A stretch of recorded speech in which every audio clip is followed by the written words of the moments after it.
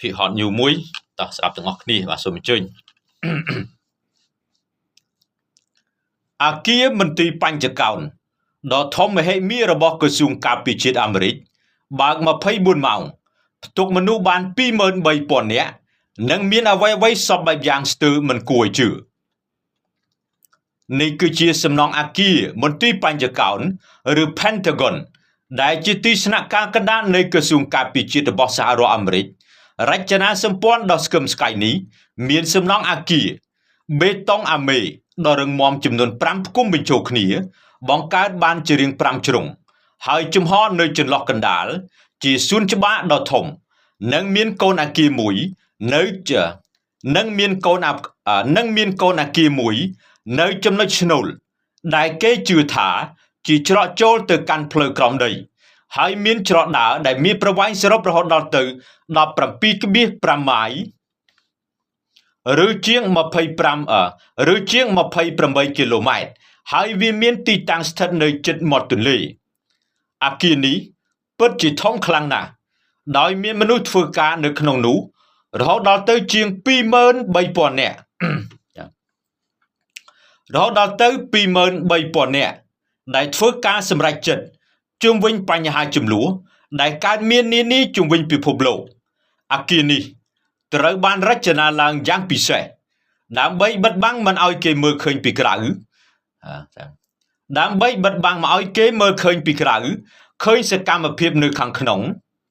មិនឲ្យគេមើលពីក្រៅឃើញអីទេដើម្បីបិទបាំងមកឲ្យគេមើលពីក្រៅឃើញសកម្មភាពនៅខាងក្នុងបង្អួចទាំងអស់ត្រូវបានបិទហើយគ្មានទីលំហសម្រាប់សាធារណជនទូទៅនោះទេចំណែកឯជញ្ជាំងត្រូវបានសាងសង់ឡើងដើម្បីរារាំងការឃ្លាំមើលឬការលួចយកការសម្ងាត់ការរចនានៃប្លង់អគារនេះមានភាពស្មុគស្មាញយ៉ាងខ្លាំងដែលសូម្បីតែអ្នកធ្វើការនៅក្នុងអគារនេះក៏អាចវង្វេងផ្លូវច្រឡំច្រកឬការិយាល័យដែរកុំថាឡើយអ្នកដែលមិនធ្លាប់ចូលឬជនចម្លែកមុខដោយបានរៀបរាប់ពីខាងលើរួចមកហើយថាមន្ទីរបញ្ចកោណមានសំណង់អគារបេតុងអាមេដ៏រឹងមាំចំនួន5ផ្គុំបញ្ចូលគ្នាបង្កើតបានជារាង5ជ្រុងនិងជំហរចន្លោះកណ្ដាលហើយក៏មានកូនអគារមួយនៅស្នូលកណ្ដាលគេដែលជ្រុងទាំង5ត្រូវបានដាក់ឈ្មោះតាមលេខរៀងថាអគារ A អគារ B អគារ C អគារ D និងអគារ E រដ្ឋមន្ត្រីក្រសួងការពារជាតិអង្គុយធ្វើការនៅក្នុងអគារ E ជាន់ទី3ជិតច្រកចូលបែរទៅមាត់ទន្លេហើយក្រុមនាយសេនាធិការចម្រុះធ្វើការនៅក្បែរនោះហើយផ្នែកលេខាធិការទទួលបន្ទុកកងទ័ពជើងគោកកងទ័ពជើងទឹកនិងកងទ័ពជើងអាកាសសុទ្ធតែមានការិយាល័យនៅក្នុងអគារ E ដែលមានបង្អួចបែរមុខទៅខាងក្រៅសរុបមកអគារ E គឺជាអគារដែលសុទ្ធសម្រាប់មន្ត្រីជាន់ខ្ពស់ធ្វើការហើយអ្នកធ្វើការដែលនៅជិតច្រកបែរទៅមាត់ទន្លេជាងគេបង្ហាញថាអ្នកនោះមានឋានៈកាន់តែខ្ពង់ខ្ពស់ក្រុមអ្នកសារព័ត៌មានមិនចេះតែអាចហៅមន្ត្រីនៃមន្ទីរបញ្ចកោណមកធ្វើសន្និសីទសារព័ត៌មានបានឡើយគឺពួកគេត្រូវសម្លឹងមើលទៅអគារ E ប្រសិនបើភ្លើងនៅជាន់ទី3នៅតែភ្លឺហួសពេកកណ្ដាលអាត្រៀតនោះមានន័យថាពួកគេកំពុងតែជាប់រវល់ធ្វើកិច្ចការបន្ទាន់ដ៏សំខាន់សាខាយោធានីមួយៗពលគឺកងទ័ពជើងគោកកងទ័ពជើងទឹកនិងកងទ័ពជើងអាកាសសុទ្ធតែមានដែនដីផ្ទាល់របស់ខ្លួនមាននិមិត្តសញ្ញាសម្គាល់នៅខាងក្នុងអគារដ៏ធំមហិមានេះច្រករបៀងកងទ័ពអាកាសមានគំរូយន្តហោះជាសម្គាល់សាលកងទ័ពជើងទឹកមានគំនូរកប៉ាល់និងទង់ជាតិជាសម្គាល់ជញ្ជាំងកងទ័ពជើងគោកមានបដាបង្ហាញពីសកម្មភាពប្រយុទ្ធនិងរូបឧត្តមសេនីយ៍ជាសម្គាល់ចំណែកឯកងម៉ារីនមានគ្រឿងសម្គាល់យ៉ាងសាមញ្ញគឺរូបមេបញ្ជាការនិងរូបថតបង្ហាញពីសកម្មភាពប្រយុទ្ធអគារនេះ ថែមទាំងមានកន្លែងចុះចតអធម្មភាគចក្រផ្ទាល់ខ្លួនទៀតផងជាធម្មតានៅពេលដែលអធម្មភាគចក្រចុះចតនៅពេលយប់ជ្រៅនោះមានន័យថាមាននរណាម្នាក់សំខាន់កំពុងមកដល់សម្រាប់កិច្ចការពិភាក្សាសម្រាប់ការពិភាក្សាបន្ទាន់ដ៏សំខាន់ដែលមិនអាចរងចាំបានការសាងសង់អគារមន្ទីរបញ្ចកោណនេះការសាងសង់អគារមន្ទីរបញ្ចកោណនេះឡើងគឺដោយសារតែការផ្ទុះសង្គ្រាមលើកទី2នៅមុនព្រឹត្តិការណ៍ជប៉ុនបើការវិប្រហារទៅលើកំពង់ផែរបស់សហរដ្ឋអាមេរិក Pearl Harbor នៅថ្ងៃទី7ខែធ្នូ1941ក្រសួងការពារជាតិរបស់សហរដ្ឋអាមេរិកមានអគារផ្សេងគ្នារហូតដល់ទៅ17ទីតាំងនៅទីក្រុង Washington ដែលធ្វើឲ្យការទំនាក់ទំនងគ្នានិងការសម្របសម្រួលកិច្ចការបន្ទាន់សំខាន់មានការយឺតយ៉ាវព្រោះការបញ្ជូនសារពីផ្នែកមួយទៅផ្នែកមួយត្រូវប្រើអ្នករត់សម្បត្តិដូច្នេះហើយបានជាអគារមន្ទីរបញ្ចកោណត្រូវបានសាងសង់ឡើងយ៉ាងពិសេសដើម្បីឲ្យគ្រប់ផ្នែកដែលនៅក្នុងអគារនេះទាំងមូលអាចដើរទៅរកគ្នាបានមិនលើសពី7នាទីនៅរាល់ថ្ងៃអង្គារធម្មតាចំណតរថយន្តនិងទទេស្អាតពោលគឺរថយន្តចេញទៅវិញអស់នៅត្រឹមម៉ោង7យប់ប៉ុន្តែនៅថ្ងៃអង្គារខ្លះរថយន្តនៅមិនចាកចេញទៅណារហូតរំលងអាធ្រាត្រភ្លើង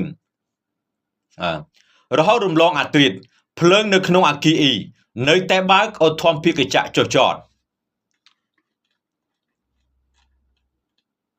មន្ទីរបញ្ចកោណអាចលាក់បាំងការសន្ទនានៅខាងក្នុងអគារនេះបានប៉ុន្តែវាមិនអាចលាក់សកម្មភាពមមាញឹករបស់មន្ត្រីនៅក្នុងអគារនេះបានទេជាពិសេសនៅជាន់ទី3នៃអគារអ៊ីតែម្ដងការិយាល័យនីមួយៗមានលេខកូដនិងអក្សរលេខគ្នាចំនួន5ខ្ទង់ឧទាហរណ៍ដូចជា 2E 846គឺតំណាងឲ្យជាន់ទី2នៃអគារអ៊ីហើយច្រករបៀងទី4ឬ Corridor 4តំណាងដោយលេខកូដ B86 តំណាងដោយលេខកូដ B86 តំណាងដោយលេខកូដ B86 នៅពេលអ្នកព្យាយាមរៀបចំណាំលេខនៅពេលដែលអ្នកព្យាយាមរៀនចំណាំលេខកូដទៅនោះអ្នកនឹងអាចរកបន្ទប់ណាមួយឃើញដោយមិនចាំបាច់សួរគេប៉ុន្តែសម្រាប់អ្នកប្លែកមុខច្បាស់ជាវង្វេង 100% ព្រោះពេលខ្លះសូម្បីអ្នកធ្វើការនៅក្នុងអគារនេះក៏អាចវង្វេងម្ដងម្កាលដែរ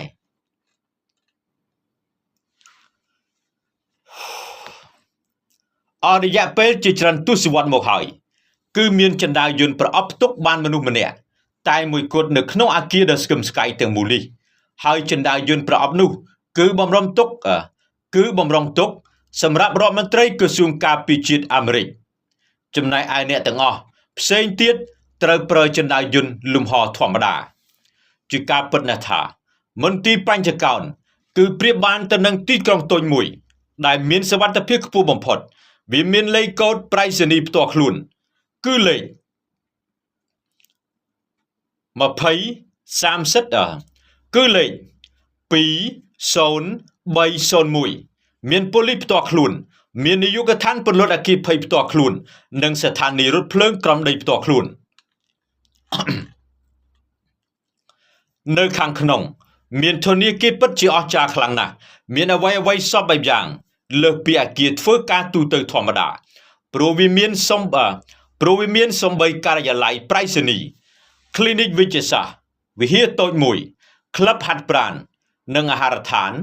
រហូតដល់ទៅជាង30កន្លែងដែលបម្រើអាហារប្រហែលជា 2500 មុខក្នុងមួយថ្ងៃបុគ្គលិកអាចធ្វើការបានច្រើនថ្ងៃដោយមិនចាំបាច់ចាកចេញពីអគារនេះក្នុងករណីមានកិច្ចការបន្ទាន់មជ្ឈមណ្ឌលបញ្ចកោណយោធាជាតិបើកដំណើរការ24ម៉ោងលើ24ម៉ោងក្នុងមួយថ្ងៃជារៀងរាល់ថ្ងៃបុគ្គលិកប្រហែលជា300នាក់នៅប្រចា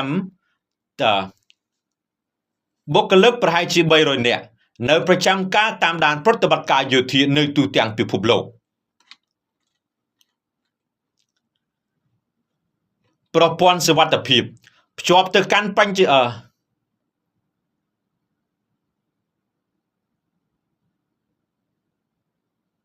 អូបញ្ជាការប្រព័ន្ធសុវត្ថិភាពភ្ជាប់ទៅកាន់បញ្ជាការប្រយុទ្ធនៅទូទាំងពិភពលោក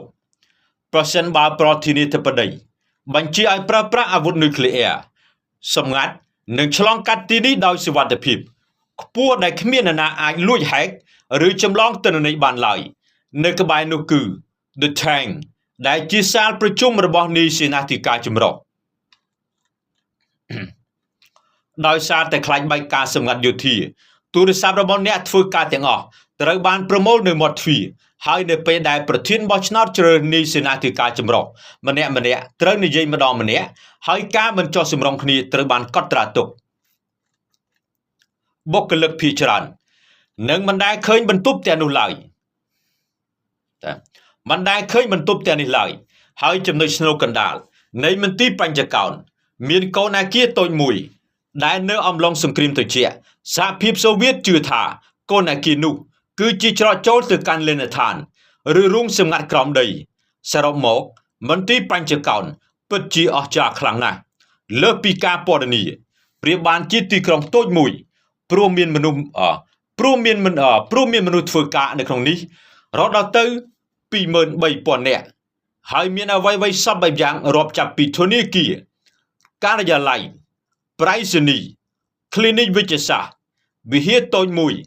ក្លឹបហាត់ប្រាណនិងអាហារដ្ឋានរហូតដល់ទៅជាង30កន្ល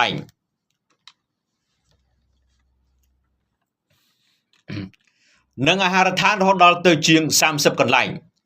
សូមបញ្ជាក់ថាអគារមន្ទីរបញ្ចកោណត្រូវបានសាងសង់យ៉ាងឆាប់រហ័សអំឡុងសង្គ្រាមលោកលើកទី2វាត្រូវបានរចនាដោយស្ថាបត្យករ George Bergstrom ដោយការសាងសង់បានចាប់ផ្ដើមនៅថ្ងៃទី11ខែកញ្ញាឆ្នាំ1941និងបញ្ចប់ជាស្ថាពរនៅថ្ងៃទី15ខែមករាឆ្នាំ1943ដោយចំណាយអស់$83 លាននៅសម័យនោះដែលធៀបនឹងតម្លៃលុយនៅឆ្នាំ2024គឺស្មើនឹង$1.36 លានអគារ Pentagon គឺជាអគារការិយាល័យធំជាងគេបំផុតមួយនៅលើពិភពលោកវាមានរាង5ជ្រុងមានកម្ពស់5ជាន់និងមានជាន់ក្រោមដីចំនួន2ជាន់ពលគឺសរុប7ជាន់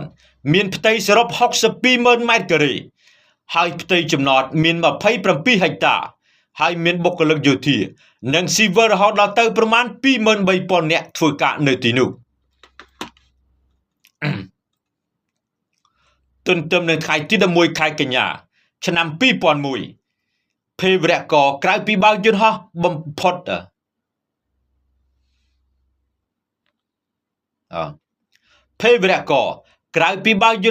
តអគារពាណិជ្ជកម្មពិភពលោក World Trade Center កម្ពស់ជាង100ជាន់នៅក្រុងញូវយ៉កឲ្យរលំរាបដល់ដីផ្ដាច់ជីវិតមនុស្សអស់រាប់ពាន់នាក់ភេរវករក៏បានបើកយន្តហោះ American Airlines Flight 77បំបុកអគារបញ្ចកោណនៅ Washington DC នេះដែរដោយបានសម្លាប់មនុស្ស184នាក់ហើយក្រោយមកផ្នែកដែលខូចខាតនៃអគារបញ្ចកោណក៏ត្រូវបានសាងសង់ឡើងវិញហើយស្ទូបអនុស្សាវរីយ៍ត្រូវបានបន្ថែមដើម្បីគោរពដល់ជនរងគ្រោះដែលបានស្លាប់ក្នុងហេតុការណ៍វាយប្រហារភេរវកម្មនោះខ្ញុំតារាពី RTNews TV